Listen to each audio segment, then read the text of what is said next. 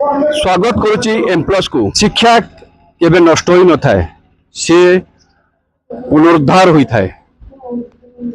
बाबा साहब अम्बेडकर कहते एजुकेट हुओ, एग्रीगेट हुओ, ऑर्गेनाइज करो, जहाँ दिने कोईडा कॉलेज नारे परिचित थिला।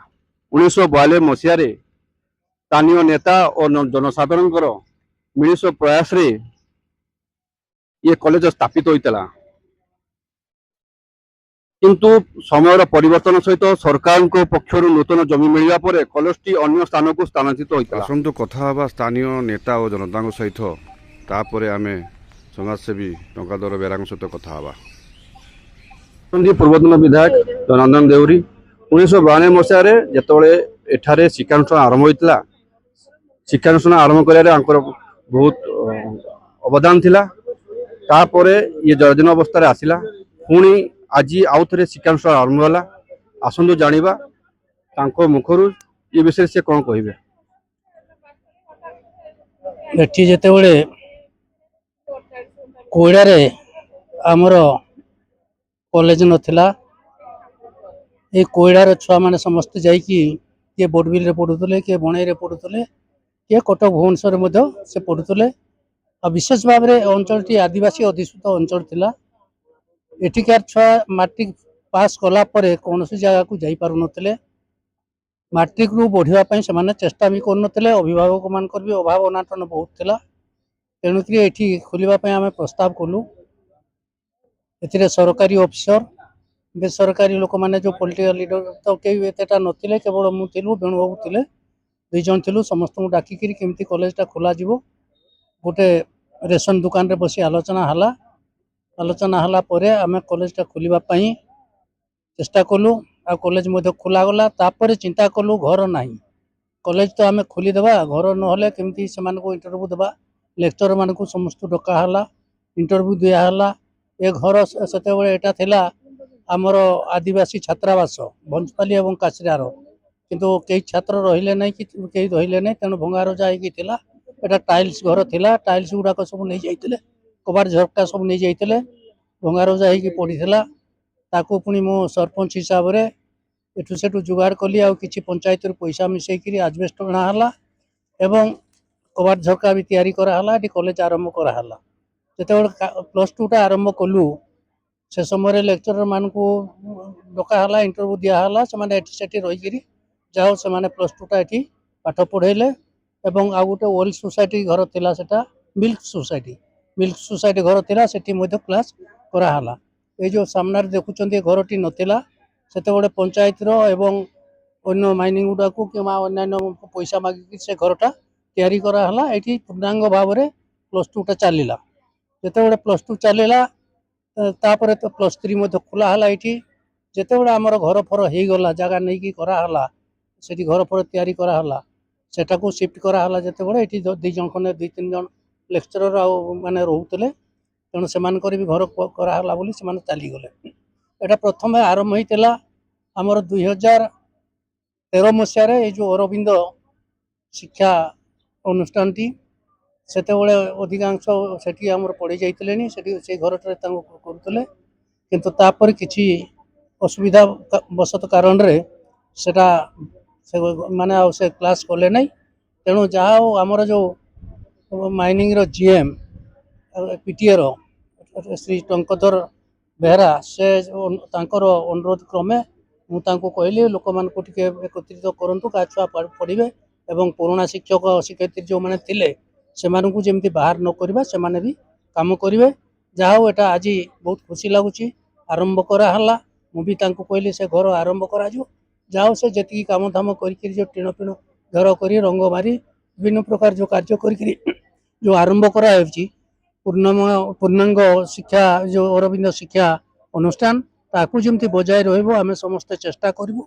मो द्वारा जी संभवपर निश्चिंत भाव में संपूर्ण भाव में साहाय्य कर। समाजसेवी श्री टंकाधर बेहरा और स्कूल परिचालक उर्मिला बेरा और शिक्षक शिक्षयित्री सहित अपा भाई मान सहित कथा स्कूल किपर से परिचालन करेंगे।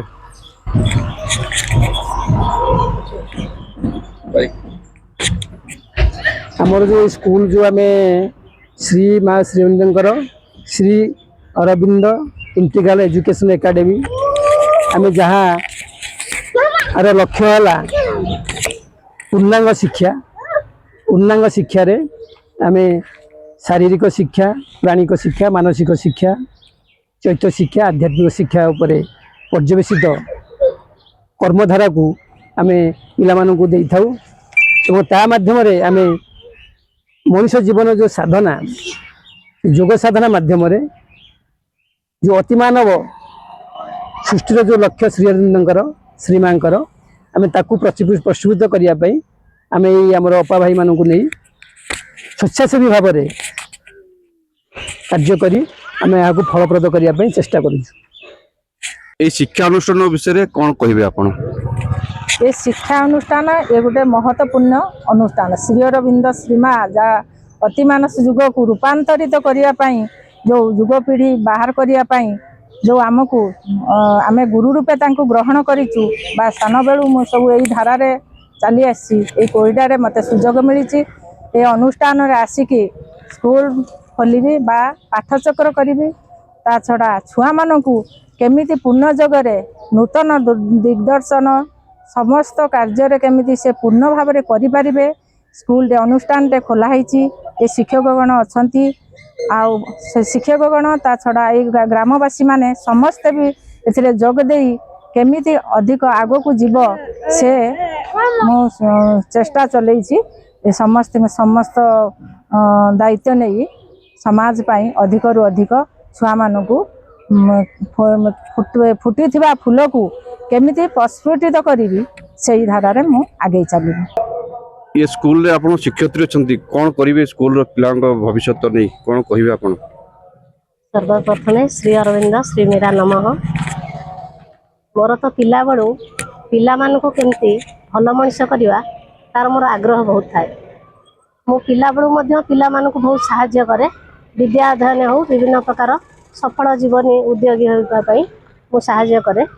मु एठारे 22 वर्ष है रही तो जेहेतु मु घरे पिला मानू पढ़ाए मझे मझे तो जहाँ एत वर्ष पर श्रीमा श्री अरविंदर दया मो पर निश्चिंत है जी कि आमर स्वेच्छासेवी टंकधर भाई आउ तांकर सहधर्मिणी उर्मिला उपांक साहाय्य पुणी आमर ये श्री अरविंद शिक्षानुष्ठान प्रतिष्ठित है एवं से माने मते आग्रहर सहित आणिकी एठारे कहले आपण एठी रही अनुष्ठान भल मंद एवं पिला मानू आमे जो करिवु स्कूल टी स्थापना तार आपण दायित्व नेबे तेणु एटा मो पई बहुत सुजोग मु श्री माँ श्री अरविंद जरिया एठाकर पिला मानू निश्चिंत जड़े जड़े सफली मानव रूपे सृष्टि करि परिबे बोली मोर माँ को पाखरे दृढ़ विश्वास अछि।